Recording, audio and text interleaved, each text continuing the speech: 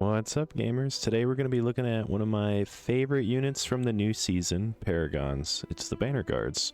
They're capable of filling a multitude of roles, being both the hammer and the anvil, as well as a support troop all in one. There's a lot to unpack with this unit, so I'll be timestamping everything in the description. But we're going to be talking about Doctrines, unit abilities, Veterancies, and then I'll give an analysis at the end. For Doctrines, Ironsides, Mobility Doctrine, Siege Fighter, Breakthrough, and Defense Doctrine are kind of like the bog standard for Sword and Shield Infantry, which these guys are. You could substitute Siege Fighter and Breakthrough for block and the range damage reduction doctrines to help them fill more of a defensive role, and you could potentially drop the Defense Doctrine for a health doctrine, but I think they have enough health and the defenses scale a bit better on them, I believe. For Veterancies, the bottom line focuses more on defenses with a little bit of all damage, and the top line focuses more on cooldown reduction, utility, and damage. Both lines are going to get access to the cooldown reduction on charge. Top line's going to get movement speed during Indomitable, block break, and piercing damage. So when you're full top line, the unit is renamed to Oriflamme Guards, and these are their stats. I mean, you get 610 slashing, 558 piercing. Those are pretty decent. The penetration on their offensive attack attributes are pretty low, so their basic attacking is not going to be that strong. It's not going to be like Reapers or Palace Guards or anything like that, but their charge is still decent, especially when you're top line. When you're bottom line, this just kind of takes their defensive stats up to another level. I mean, you're looking at 750 slashing, 653 piercing, almost 500 blunt defense, and I mean, this is pretty solid. Only 5.3 movement speed though, as opposed to the 5.8 you're gonna get when you go top line.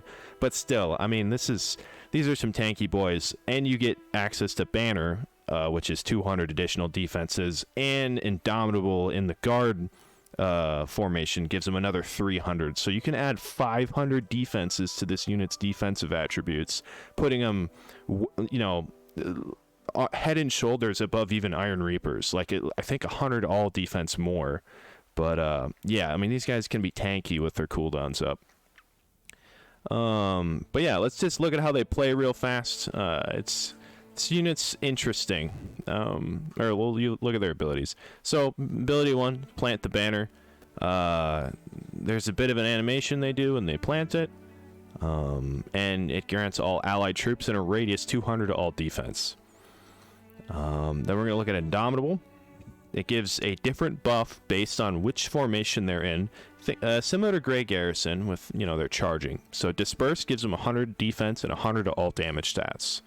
And then their guard gives them 300 to all defensive stats, and column gives them 500 to all offensive stats. So ideally, you're going to be using, if you want an offensive loadout, you use Indomitable, column, and charge, and get some pretty decent numbers with their charge. If you're trying to hold a point or something, or keep this unit alive, switch to guard formation, pop Indomitable, maybe pop your Ironsides or whatever, and yeah. Then let's look at the banner, because when you plant the banner, it lasts for 30 seconds, and then you can grab it. This also lasts for 30 seconds. Anytime you use a banner ability, you're going to get a 30% damage reduction buff during an animation. Now you have 2 new abilities, well, 3. This puts the weapon, or chucks it away. But first one, 2 Glory. You press this. If they're out of combat, you're gonna charge, and your unit will charge with you, and you get damage reduction while you're charging with the unit. And what is it? You also get CC immunity. Then the other ability, the E ability on the banner, is a charge cooldown reset and charge damage bonus for all units affected. And you can reset the cooldowns of Cataphracts on both their charges. You can reset the cooldowns on Paladin charge, Iron Cap charge, Prefercture Pike charge. The number of types of charges you can reset is kind of silly. You cannot reset Imp Pike Advance. You cannot reset the monk abilities, and you cannot reset like Keshig 2 and stuff like that, so it's only charge abilities that you're going to be able to reset. So I'm going to charge here. They're going to charge in there, they're going to do their stuff, and I'm going to reset their charge cooldown by pressing E. I'm going to do it again, give them another little charge, and then I'm going to hit Q, and since they're already in combat, they're going to get like this prefecture drill thing going on, and then I'm going to just charge around. But yeah, now I want to put the banner away. I do like an arcing steel animation, and then it's gone. But yeah, that's the banner guards for you. This unit is a ton of fun to play around with. Very versatile, capable of filling a hammer and anvil kind of roles as well as support. And I can't wait for this unit to release. All this stuff is PTR, so anything's subject to change. But, you know, if you guys are interested in more Conqueror's Blade related stuff, I'll be linking my Discord in the description below.